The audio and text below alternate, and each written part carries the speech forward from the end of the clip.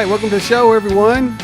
Don't you love fall? Yeah. Don't you love fall? October is here. October's here. Welcome to the show. I'm Doug Markham. This is Tennessee Wildcats.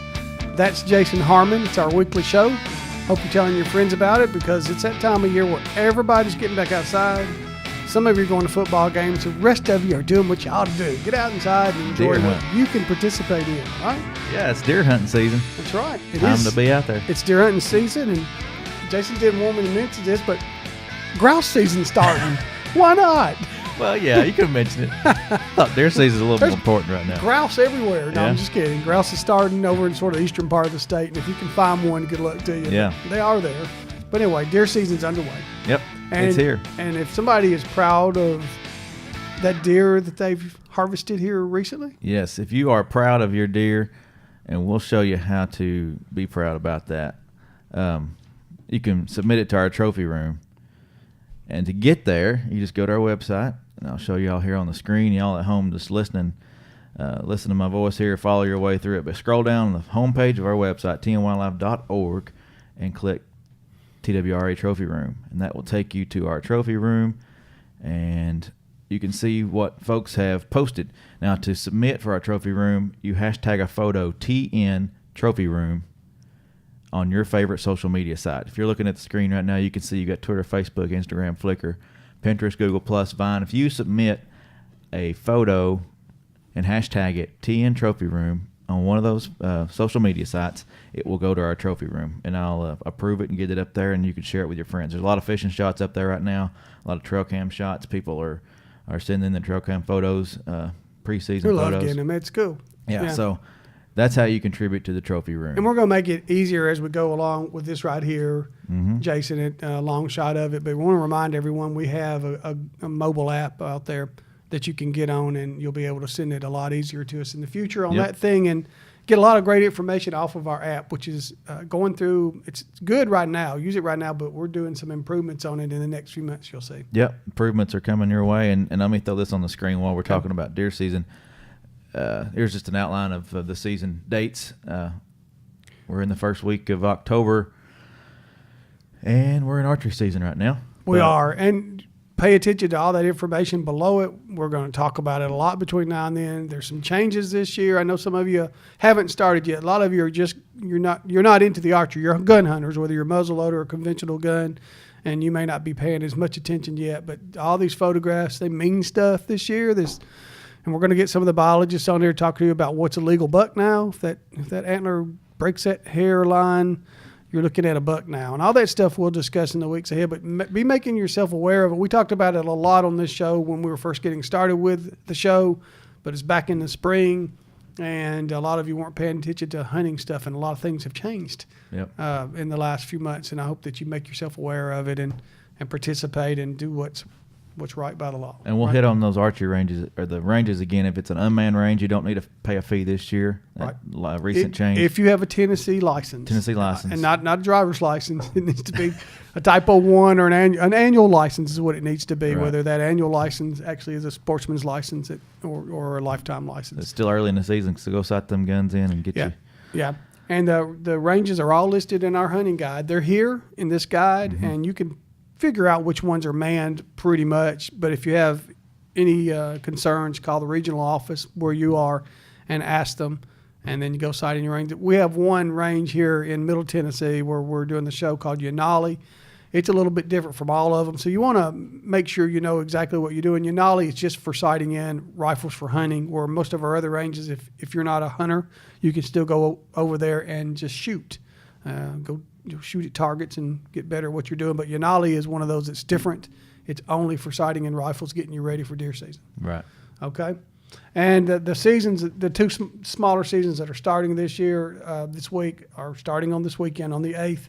And we do have the grouse hunting for the folks more in the eastern part, and then a second segment of dove season. And I know a lot of people that like to hunt that second segment. You get some migrating birds and coming through, and people enjoy doing that. But that's all listed in the guide. The small game seasons next month is when they really get going good, and rabbit hunting and It's a little cooler out there now. It's a little easier to be outside. It is a little easier. It won't be long till things will be turning around, and we're going to talk about something that's really going to happen even a little further into the year because we took advantage of having them in Nashville, and And actually, it's a cold part of the year, but it'll be here before you know it. Anyway, we'll just widen out and reintroduce our guest because we introduced him about 3 or 4 weeks ago, and it's Bones. You're back. Thank you, Burns. Daryl Burns. Thank you for coming back. Well, I'm back.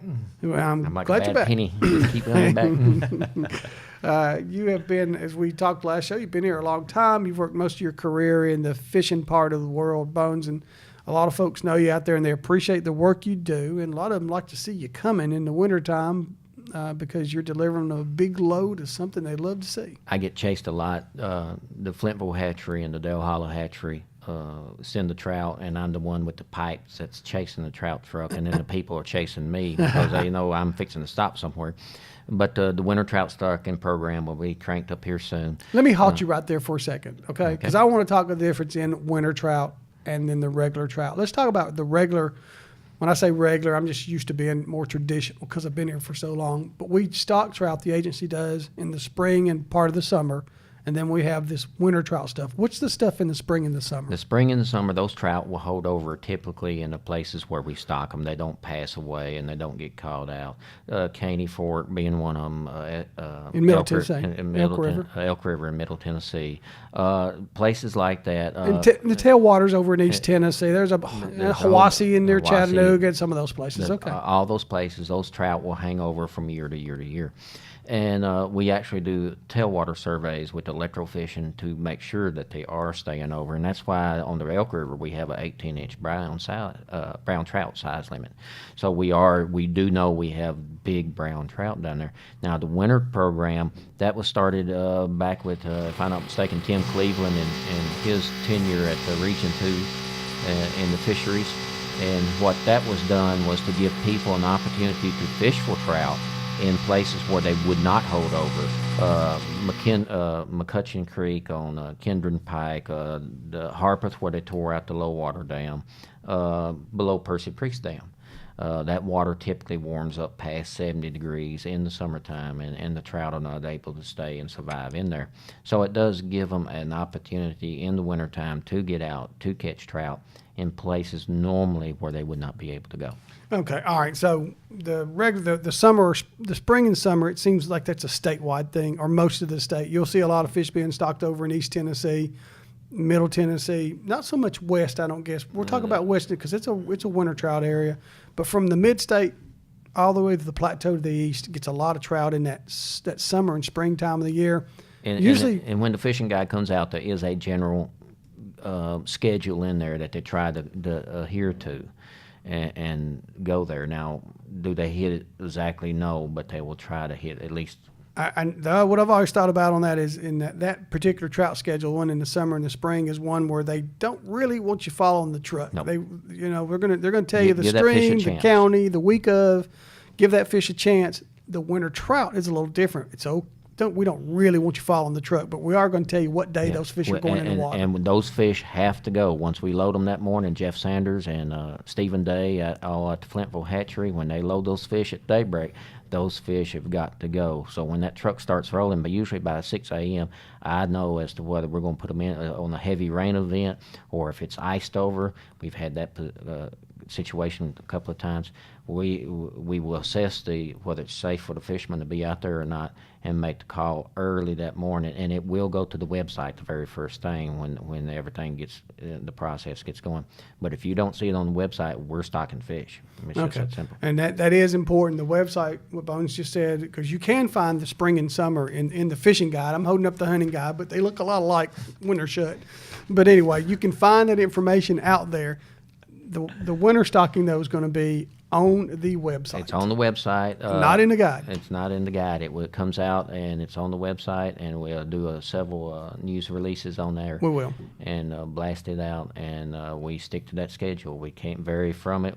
Those dates have got to go because so many factors are involved with where the fish are coming from, what the personnel are doing, and what days we're going to be there. Once you do it, there are inclemencies sometimes, but you know that ahead of time. If you were going to go out and it started icing, and you hadn't started loading the fish yet and it's icing up the truck, you'll know that you can't stock that day ahead of time, and then you'll see that change on the website. You'll see it change on, and usually we'll have a reserve date backed up. If it's like a Friday, which typically what we try to do Thursdays and Friday, we might back up to a Monday or a Tuesday and stock it, just depending on how bad the weather is or how bad the high flow event is going on. Okay. All right. The fish that we stock in the summer, are they usually the same size as the winter trout, or do the winter trout get a little more size to them? Winter trout typically are a little bit bigger, especially if they're coming from Flintville, and I'm going to brag on us for a little bit because we can hold them and feed them a little bit longer and get them to a little bit larger size. They're doing a real good job in that vicinity of Flintville down there of trying to get the fish a little bit bigger and make the fishermen a little bit happier. Dale Holla, not trying to badmouth. They're the national hatchery. The yeah. national hatchery. They're a little bit different schedule, and their fish typically are not as large as our fish are. Okay, well, they're really turning it over at national. Yep. It's a hatchery. They're going for numbers. And Flintville is a hatchery down in Lincoln County in southern Middle Tennessee. It's going outside. We always think of, those that have been at the agency forever, think of the regions as having a certain line, where that region is and the next. But Flintville, the truck doesn't know about those lines so much. It crosses over and stocks fish all over the place. Well, right? well, there's one typical trip that Jeff Sanders does. I've loaded him right at daybreak at 6 a.m, and it's a 4.5-hour drive to Memphis in that trout truck, and then he dumps the trout and then 4.5 hours back. So you're looking at a long day just driving. And those Flintville trucks, like you said, just recently they was up at Tellico Hatchery doing a trout shuttling up there. And so those trucks travel everywhere in the state. All right, we're telling you earlier than it's going to be another probably 3 or 4 weeks before the schedule gets out on our website. But we want to get you thinking about it because it will be out there. We're gonna stock those fish again, and so be making plans to go. And if you can take off during the week, more power to you, because there are some of these sites I go to, Bones, that I've gone and taken photographs of all you guys doing the hard work where hardly anybody was there. You go to others and the bank's full of folks. I don't know why that is. You go to one and they're not there, but they're there on the weekends. They show up on the weekends in large numbers. Typically, some of our lower turnout sites is Dixon with J.D. Buckner Park, Kingston Springs, which is a smaller pond that we stock. Duck River and Shelbyville depends on what the weather is on it. Lewisburg has a big turnout. Percy Priest Dam usually has a large turnout with it. Franklin is just astronomical. People line McKendron Parkway, McCutcheon Little bitty creek, but they catch the heck out of fish, side by side. And just that little area underneath the Saturn Parkway there, it's unbelievable because it's easy access, and we actually have people in wheelchairs fishing that one. So that's great. And there's another, the river over on with Nice Mill. That's Nice also Mill. one that gets you might have mentioned it. It gets a lot of pressure now there too. that gets federal fish from Dale Holla, and there's a lot of flat rock there that can be super slick. Yeah. So you got to watch out what's going on there. Yeah, and we're going to mention some stuff that's really familiar to Middle Tennessee, but these fish are also stocked over in the western portion of the state, and some to the east of us are stocked on the plateau. And you may be thinking, why don't I get to get fish if I'm over in East Tennessee? It's because you got it made already. It's because you got so many waters that I have so many trout already in them. They're really going into places where there's not as many trout, and where really in places when it first came out, they kind of called it urban stocking, and they got away from that. But it is in bodies of water that are closer to pretty big centers with people in them. Well, downtown Nashville, Shelby Park, Right. The pond down there, And that's a great, and people love it. They love it. They turn out for that one. So, and that's right from the stone's throw from the stadium there. What do you see people use? If they're watching and they say, man, I sure would like to get on some of that winter trout action instead of sitting on the couch all day today. Typically, I've seen everything from corn to rooster tails, but you got to understand these fish have just left the raceway. They're used to that pellet food floating down the raceway. So you want to get something, a trout magnet, not trying to promote them or nothing. But I love them. It's okay. Just want to explain them a little bit more. Yeah, but something like that looks like a pellet, they're going to hit because that's what they're used to. That trout food is what they've been hitting on. And then they will hit that spinner, though, after a few days. I've After a few watched the guys below dams, after those fish acclimate, some use those little spinners, their MEPs. MEP spinners or ABUs. ABUs. Yeah. they'll hit him my those age things. now. But the what? Tell him my age now. ABUs. Nobody ABUs. knows what ABUs. I still well, I do. That's telling my age too. But they're still great. They're still great baits, and I think I still got Tom Mann fishing worms around somewhere. they probably work. But you can go to any store that sells trout stuff, and you can buy. You can go to any grocery store and buy corn and put it on a little hook about a number 6. If you don't know what that is, it's a small hook, small split shot. Don't put something on that big. Light line, 6-pound test, and throw it on the bottom. And when something jerks it, pull. See, That's all it is. That's what always amazed me as a creel clerk. I'd pull up on these people, and they'd have a cricket, they have a little split shot, and they have a float about that big, and they said, "I ain't caught a thing all day long." That fish probably been going like this. All day. That thing's not moving. And it's all part of just getting just stay light. And when you go to a store, if you go to one where they have folks that work every day in a sports store, ask them you can go online and My motto and in find life out. is KISS, keep it simple, stupid. yeah, exactly. And Light line. Don't have to be expensive rod Don't and have to be reel. expensive. You can go to Walmart and get one of them 1995 Zepco 303s and have a day field day with it. You can. And, Just get one of them or with even light line on cane it, pole, not 12 yeah, pound. Yeah, or even a cane pole. I've seen them being used out there, and it's amazing what they can do with them. Yeah, and there's something called salmon eggs. They like those. salmon They look eggs. enough like those pellets, salmon eggs that are sold in those stores.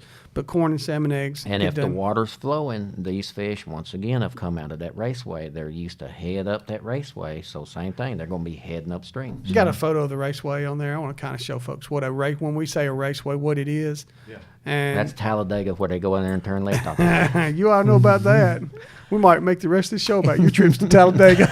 No, we won't. All right, this is inside Flintville Hatchery. Just a shot of inside Flintville Hatchery. This is where the guys down there raise the fish or start raising fish when they're little bitty, right? When they're little bitty. Now we've got a new addition in this picture here, where the UTVs in the back there at the garage door. There is a great big 24-foot round tank, Oh, I didn't know that. and Okay. we're raising them all sizes in there, and we're putting about 50 gallons of water through there a minute. And Stephen has those fish growing. and Stephen Day, Stephen Day, he's the manager the down there, hatchery right? manager down there. Him and Jeff Sanders and the others have got those fish growing all year long inside the tank. Do we have one or two other, not the federal hatcheries, but does the HSC have one or two other cold water hatcheries across the state? We do.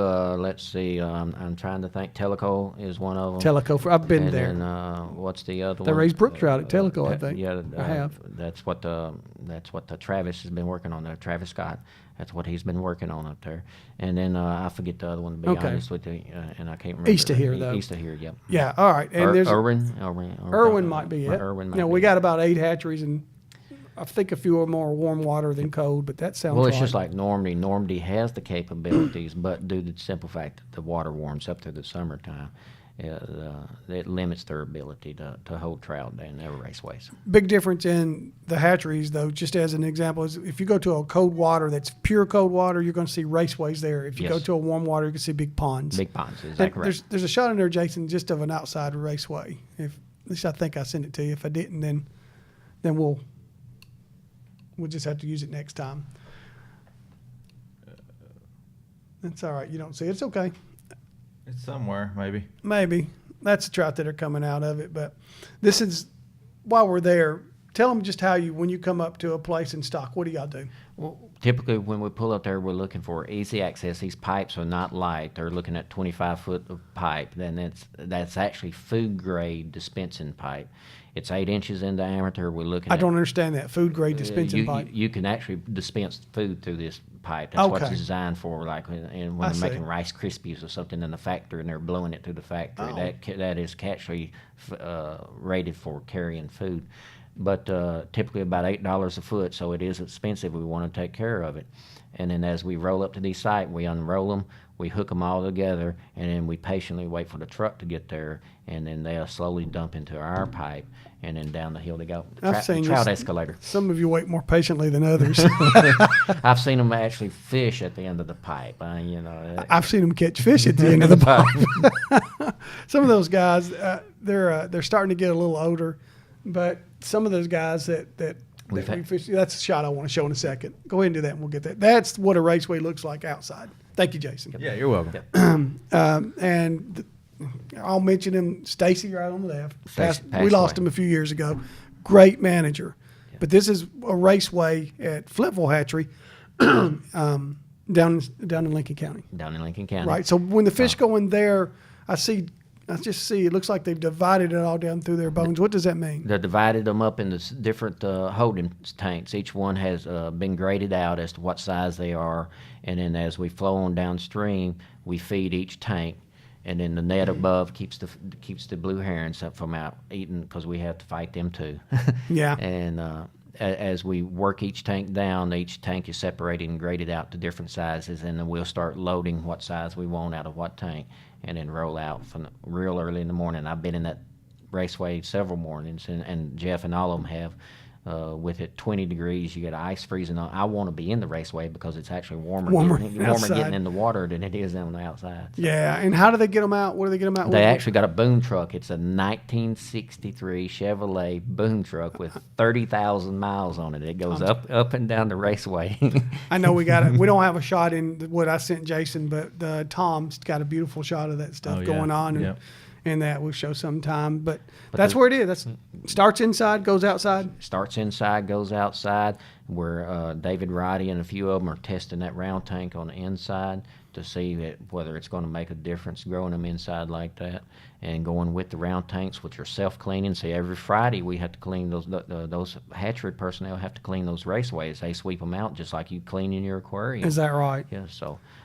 There's a lot more goes on to the hatchery than what people think. It must be it's a lot of work, but it must be a pretty good job because since I've been here, I can only think of 3 hatchery managers, and that's almost 30 years that's been down at Flintville Hatchery. The hard part is naming all the fish when they start leaving. That's- How many do you know? How many they raise a year? I might be putting you on the spot. But I don't. Okay. I know we roll a lot of miles in the wintertime, dumping a lot of fish, and they typically try to hold over a few bonus fish, which are 2 and 3 pounds. Yeah. And we try to sneak them in on a few loads in the different spots. oh, people catch them, and it excites them when they do catch them. That's the little golden egg that y'all That's the golden y'all egg put we in sneak there in to, every now and then. to put out there. And that's Stacy a few years ago at Shelby Park tossing some fish in. And actually, Stephen Day, the new hatchery manager, is in that photograph. It is. His back is too. Stephen's doing a great job, and Jeff Sanders, you've mentioned him a time or two. Really did a wonderful job down there during a period of time where Stacy was going through an illness, and we were having to get things done. He did, and I ain't going to say much more because it'd make his head swell. Will it make his head swell? Then I will leave that alone. We won't get a hat on him. We won't do that at all. The lakes, the waters that we stock in the wintertime, when I think of the summer stocking or the spring stocking, I think of either tailwaters or long, just big creeks or rivers that are cold. When we do this winter stocking, you mentioned a minute ago, we'll go anywhere from a pond to a lake to these streams. Exactly. Just like with McCutcheon Creek on Kendron Parkway there, you're looking at probably a 400-yard section between the exit ramp and the on-ramp that is state property. That's the key to it. It's got to be public property where these people can go in and fish, and we're not going to stock fish on private property where they can't fish. Dixon has a J.D. Buckner Park, which has a pond up there that we stock, and then up there in Fort Campbell at Clarksville, we stock the park up there, and I can't think the name right now, right off of Exit 1 up there. It's on Fort Campbell, runs all through Fort Campbell. Is that what, no, you're talking about, sorry, yeah. 2 different things in Two mind. Go ahead. different- Yeah, we're actually stocking Fort Campbell now for the soldiers up there, but we also stock a park up there right outside of Clarksville, and I can't think the name off of Newtown Road up there. I got Next it. to the racetrack, go down the racetrack and down there. And we stock there. We stock Kingston Springs has a city pond that they let people fish in that we stock. Like the tailwaters of Percy Priest, and then Nicest Mills is a public area. And then again, And then the Greenway at Murfreesboro. I forget about that all the time. The Greenway in Lewisburg, we stock that. and the same goes for the people that are in Plateau and over west. We're stocking a lot of the same similar waters for those, which is going to be on our website right in a couple of weeks. Exactly so. And like I said, when these trout trucks roll, they got a limited number that go each. Usually we try to stick with the same number. We're watching the crowd. We're taking numbers there too. We're not doing creel because basically we know all those fish are going to either perish from being too warm in the summertime or get caught out. Now, there has been a few instances where trout has held over in the Harpeth because they found a spring around that low water dam, and they was able to survive the summer months. You never know with fish. I was fishing below Cheatham Dam. That's in Middle Tennessee. Big tailwater. a couple of years ago with my friend Vernon Summerlin, and he caught a trout. I'd heard of that being done before, but I actually took photographs, or I think I even videoed a little bit of it, of him catching a trout below Cheatham Dam. Probably the closest water we stocked was 50 miles away, 40 miles away. Well, you take Williamsport Lakes. Our Williamsport Lakes, right below there on the Duck River, is a boat ramp, and I've hit several stripers, rockfish, at that boat ramp in Duck River. Just shows what fish you They've do. migrated up from Kentucky Lake, and they're that far up in the Duck River. That's a long swim for Yeah, these fish. That's a long swim. You just don't know what fish are going to do, and they are resilient no matter what they are. And that is, Bones made a point a minute ago, these fish aren't there. I can remember talking to a guy, a big catch and release guy, when we were doing one of our early stockings, and interviewing him about it. And he said, yeah, and think about catch and release. And so, whoop, time out. This isn't catch and release. This is catch and eat. Yeah, catch okay? and eat. That's it. That's Catch how- and keep your limit. Limit is 7, no size limit. And they're not gonna survive. They're not going to survive. So you might as Except well for take that them. rare fish, like you Except said. for that that finds a rare spring. holdover there, where there's life, where there's a way, there's life. So that rare fish is going to hang over, and but other than that, he's not. And a perfect thing to take Tucker to. Yeah. Jason, this is when they stock out there, there's a lot of activity. Mm-hmm. If you did, I have seen the fish though, someday Bones, where they don't bite well. They haven't acclimated that first day, and it's the second day when they bite well. But I'm like you, I've also seen them start biting. I think they got their mouth open coming down that. Coming down the chute. So, and I don't know why that is. Typically, when we load those fish, we don't feed the day before due to the simple fact that we don't want them using the bathroom in the truck. You know, Oh, yeah. Mom, I got to stop. And so Yeah. we don't stop.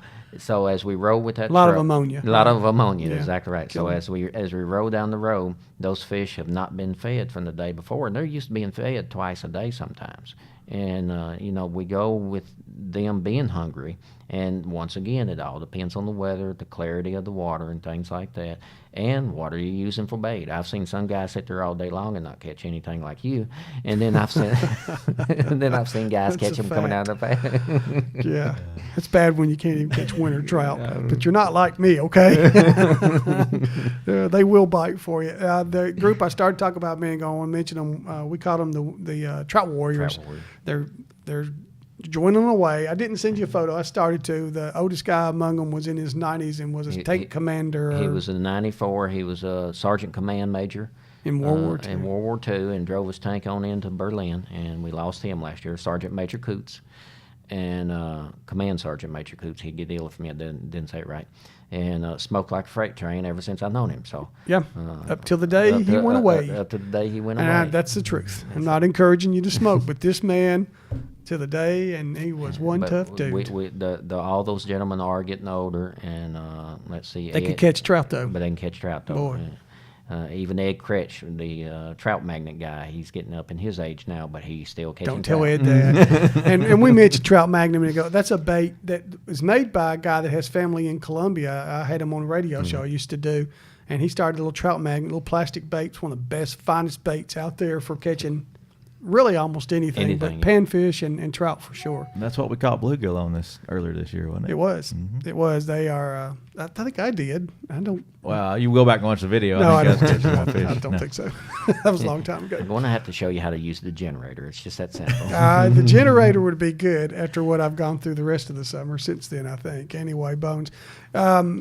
That's going to happen here pretty soon. We'll get into the really cold part of winter, but you guys, outside of being rained out, snowed out, or whatever, this stocking will go on starting in late November till about when? The first weekend in March is usually the cutoff date on that, and it's usually the last one of the year's Percy Priest tailwaters. And That kinda starts it and ends it. That kind of starts it and ends it. That gives okay. us, and we adjust the dates for Christmas, and we won't go on New Year's Eve. Hopefully, we did one time. But anyway, we have to watch out for the holidays in there. I look forward to it. I look forward to seeing all those smiling faces out Yes. there and all those happy people. And Janie Wilson is somebody that used to come out there, and we lost her a couple of years ago. And I miss Janie. She'd always Bring us coffee bring and coffee. donuts. That's Yep. right. Her and Bill. Her and Bill. And we miss Janie. And you make and lose friends sometimes in the business. Always right? make friends wherever I go. There's a trout truck. Oh boy, wee. There's some friends we'll talk about after the show. All right, Jason. Hey, don't forget to watch this show each week, tnwildlife.org. You can find all the shows right there and future shows will be there too. Don't forget to hashtag your hunting and fishing photos 10 trophy room, and they'll be on our trophy room. You can show your friends and share with everybody. So Yeah. thanks for joining us. Yeah, and hey, a lot of hunting to go in the weeks ahead with our guys. Yep. Thanks, Bones.